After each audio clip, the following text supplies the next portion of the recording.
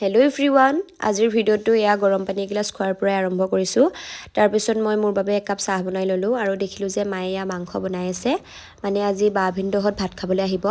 মই এয়া গা পা ধুই ৰ'দতে অলপ বহি ল'লোঁ আৰু লগতে একাপ চাহো খাই ল'লোঁ আৰু অলপ পিছতে বাৰ মানে গাটো ভাল নালাগিলে তাই অলপ গেছে আমনি কৰিলে সেইবাবে তাইক বেজি দিবলৈ আহিলে আৰু তাই দেখিছে নখৰামি দেখিছে নাই বেজি নলয় আৰু পিছফালে গৈ দেখিলোঁ যে মাহঁতে এয়া বগৰী খাই আছে মানে ঘৰৰে বগৰী দেই আৰু সন্ধিয়ালৈ আমি ওলাই গ'লোঁ বিয়া ঘৰলৈ যিহেতু আজি জোৰোণ আৰু এয়া হৈছে জোৰোণৰ আগদিনাৰ ভিডিঅ'